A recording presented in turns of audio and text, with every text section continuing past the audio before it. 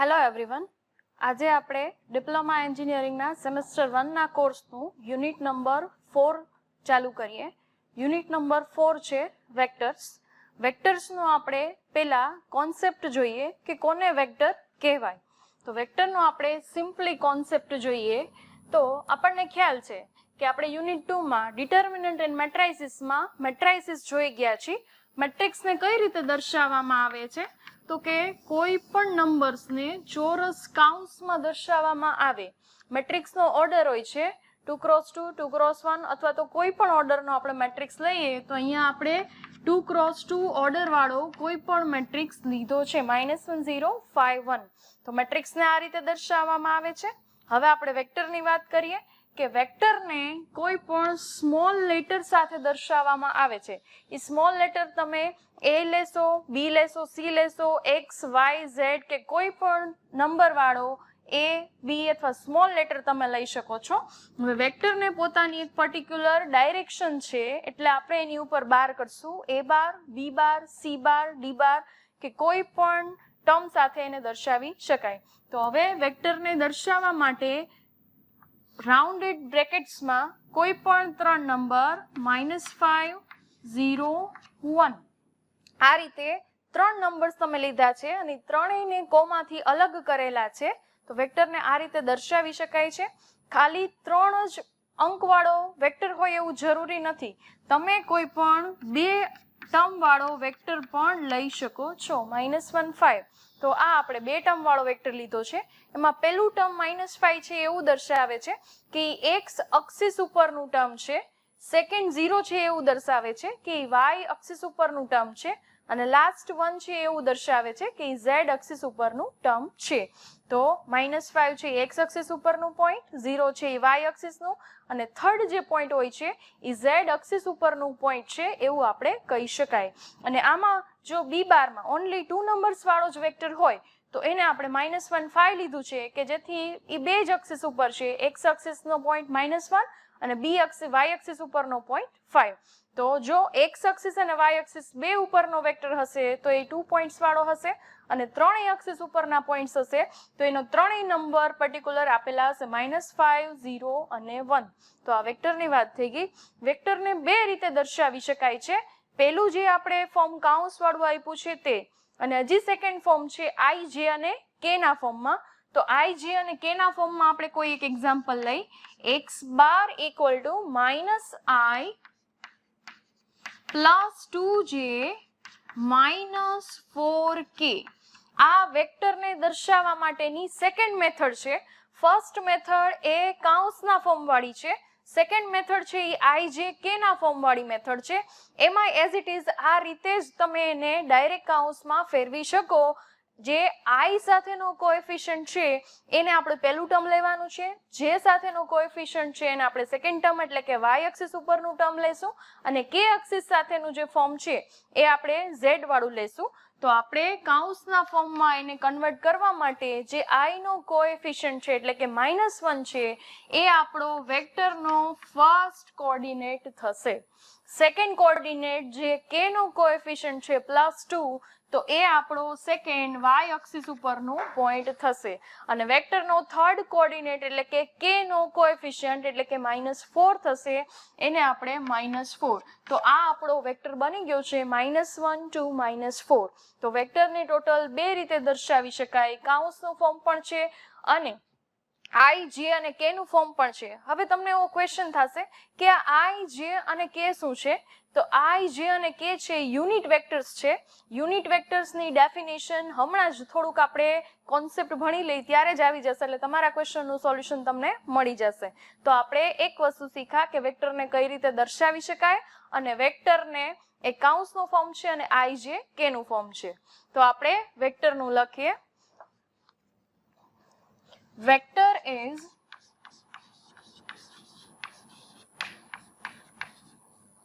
defined by v bar equal to v1, v2, v3 and also it is denoted by denoted by V bar equal to V1I plus V2J plus V3K. બરાબર? તો આપણે એના બે form લખી દીધા છે. Vector is defined by કાઉન્સ form and IJK form. હજી એક વસ્તુ આપણે લખી દઈએ, where I, J and K are unit vectors. Where I, J and K are unit vectors. તો આ આપણે વેક્ટરનું ફોર્મ જોયું. હવે આપણે એવા વેક્ટર્સના એક્ઝામ્પલ થોડાક લખી દઈએ. એને કાઉન્સના ફોર્મમાં પણ લખીએ અને IJK ના ફોર્મમાં પણ આપણે લખીએ. તો આપણે વેક્ટરના એક્ઝામ્પલ્સ લખીએ. ફર્સ્ટ એક્ઝામ્પલ વેક્ટરનો આપણે લઈ તો A બાર ઇક્વલ ટુ, પહેલા બે એક્ઝામ્પલ આપણે કાઉન્સના ફોર્મ વાળા લઈએ અને પછીના બે એક્ઝામ્પલ આપણે IJK ફોર્મ વાળા લઈએ. તો A bar equal two -1 0 4. Second example આપણે બે એલિમેન્ટ્સ વાળો જ લઈએ. B બાર equal two 5 3. Third example IJK નું ફોર્મ લઈએ. Vector x bar equal two -I plus √3j plus 4k. હવે આપણને આમાં IJK ના કોએફિશિયન્ટ અથવા તો વેક્ટરના કોઈ પણ એલિમેન્ટ્સ ક્યાં લેવા એવું કંઈ પર્ટિક્યુલર કીધું નથી. એટલે તમે રૂટ લેશો, પૂર્ણાંક લેશો, કોઈ પણ નંબર લેશો, it is valid. Now fourth example y bar equal two -j plus 2k plus 3i. આપણે ફોર્થ એક્ઝામ્પલમાં ટર્મ્સ છે ઇન્ટરચેન્જ લીધા છે. ફર્સ્ટ જે છે એ જે વાળું ફોર્મ પહેલા આવે છે, કે વાળું ફોર્મ પછી છે અને લાસ્ટમાં આઈ વાળું ફોર્મ છે. એનાથી કંઈ ફેર પડતો નથી. આપણે જ્યારે એને કાઉન્સના ફોર્મમાં કન્વર્ટ કરીએ ત્યારે આપણે સિક્વન્સ હોવી જોઈએ. ફર્સ્ટ સિક્વન્સ I, J અને K ના ફોર્મમાં હોવી જોઈએ. બાકી I, J અને K ના ફોર્મમાં જ્યારે વેક્ટર આપેલો હોય ત્યારે ઇન્ટરચેન્જ હશે તો ચાલશે. તો આપણે એને કાઉન્સના ફોર્મમાં જો કન્વર્ટ કરીએ તો ફર્સ્ટ આપણે I નો કોએફિશિયન્ટ જ પહેલા લખવાનો છે. તો I નો કોએફિશિયન્ટ છે 3. સેકન્ડ કોઓર્ડિનેટ J નો કોએફિશિયન્ટ આપણે લખવાનો છે. J નો કોએફિશિયન્ટ છે -1 વિથ સાઇન કોએફિશિયન્ટ લખવાના છે. નોટ ઓનલી પ્લસ, માઇનસ જે આપેલો છે એટલે -1 એનો કોએફિશિયન્ટ થશે. અને લાસ્ટ એલિમેન્ટ છે K નો કોએફિશિયન્ટ 2. તો K નો કોએફિશિયન્ટ આપણે અહીંયા 2 મૂકી દીધો છે કે જેથી આપણો વેક્ટર થશે 3 -1 2. તો આપણે કોઈ પણ IJK ઇન્ટરચેન્જ આપેલા હશે કે કોઈ પણ ઇશ્યુ હશે, આપણે I, J અને K સિક્વન્સ વાઇઝ જ એને કાઉન્સના ફોર્મમાં કન્વર્ટ કરીશું. અને હવે આપણે આગળ જોઈએ તો કોઈ પણ એક્ઝામ્પલ આવશે એમાં પણ આપણે એ સિક્વન્સ ભૂલવાની નથી કે I, J અને K નું ફોર્મ છે એમાં આપણને એક્ઝામમાં ભૂલ કરાવવા માટે થઈ અને આડાઅવળું ફોર્મ આપે છે, બટ આપણે એને I, J અને K ના ફોર્મમાં જ લેવાનું છે. તો આ વેક્ટરની વાત થઈ. વેક્ટરને બે રીતે દર્શાવી શકાય છે, કાઉન્સનું ફોર્મ અને IJK નું ફોર્મ. I, J અને K છે યુનિટ વેક્ટર્સ છે અને યુનિટ વેક્ટર્સની ડેફિનેશન હમણાં જ આપણે ભણીશું. આપણે વેક્ટરના થોડાક એક્ઝામ્પલ્સ જોયા, કાઉન્સના ફોર્મવાળા એક્ઝામ્પલ્સ જોયા અને IJK ફોર્મવાળા પણ એક્ઝામ્પલ જોયા.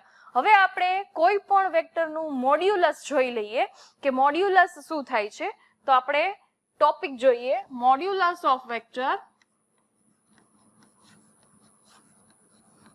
Modulus of vector.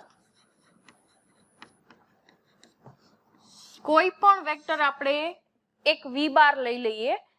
Modulus of vector if V bar equal to V1, V2, V3, B any vector.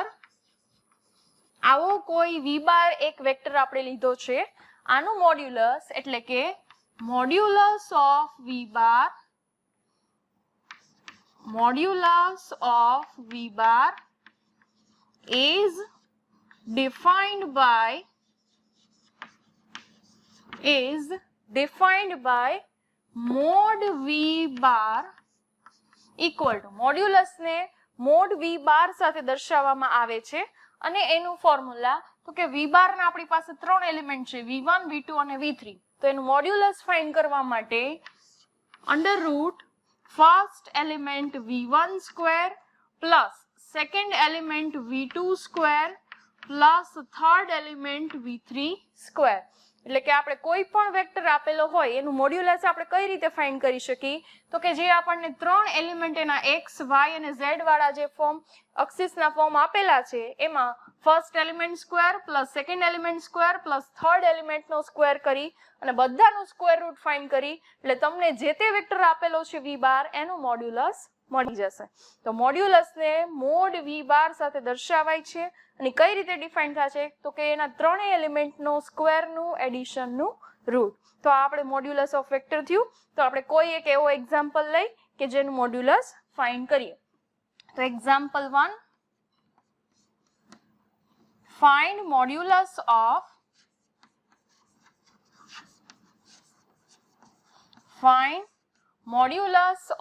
x bar equal to -1 0 1.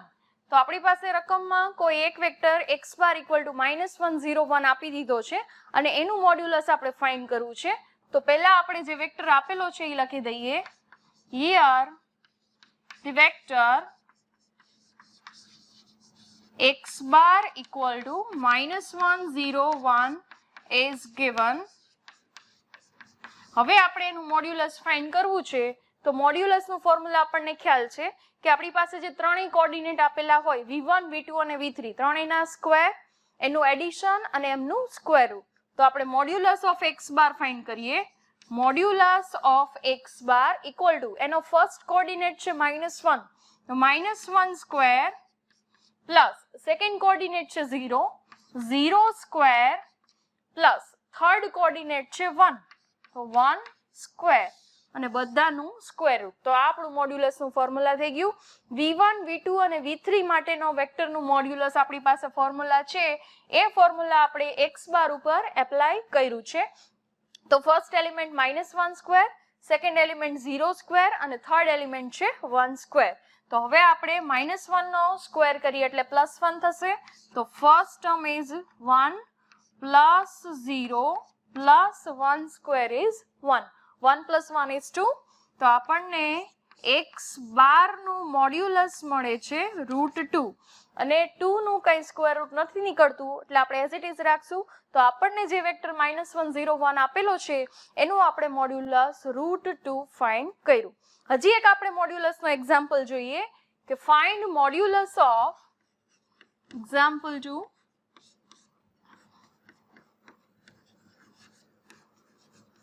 find modulus of y bar equal to 3, 4 and 5. આ ટાઈપનો આપણે કોઈ vector એક લઈ લઈએ કે y bar equal to 3, 4, 5 વેક્ટરનું આપણે modulus find કરવું છે. તો આપણે લખી દઈએ કે here the vector y bar equal to 3, 4, 5 is given. આપણને y બાર વાળો વેક્ટર રકમમાં આપેલો છે. તો હવે આપણે એના મોડ્યુલસ ફાઇન્ડ કરવા માટે મોડ y બાર ઇક્વલ ટુ જે ફર્સ્ટ એલિમેન્ટ છે 3, સેકન્ડ એલિમેન્ટ 4 અને થર્ડ એલિમેન્ટ છે 5 ત્રણેયના સ્ક્વેર, એમનું એડિશન અને આખા ટર્મનું સ્ક્વેર રૂટ. એટલે કે ફર્સ્ટ એલિમેન્ટ છે 3, 3 નો square 9, second element 4, 4 square is 16 અને લાસ્ટ ટર્મ નો સ્ક્વેર છે 25. આપણે બધાનો ટોટલ લેશું તો એ આપણને √50 મળશે. તો √50 માટે 25 મલ્ટીપ્લાય 2 કરશું તો 25 નું રૂટ આપણને 5 મળે છે. તો એના ઉપરથી આપણે 25 નું રૂટ આપણે 5 કાઢ્યું અને જે 2 છે એનું રૂટ નથી નીકળતું તો આપણે 2 એઝ ઇટ ઇઝ રાખ્યું. આ આપણને y બાર એટલે કે y બાર જે વેક્ટર આપેલો છે એનું મોડ્યુલસ ફાઇન્ડ થઈ ગયું. તો હવે આપણે હજી એક મોડ્યુલસ નો એક્ઝામ્પલ જોઈએ. Example 3 find modulus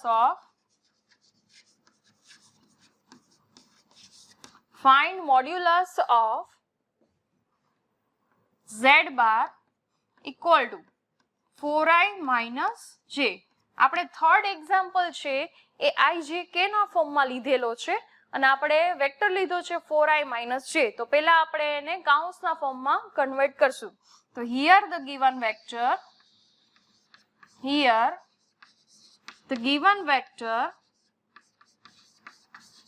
z bar is 4i minus j.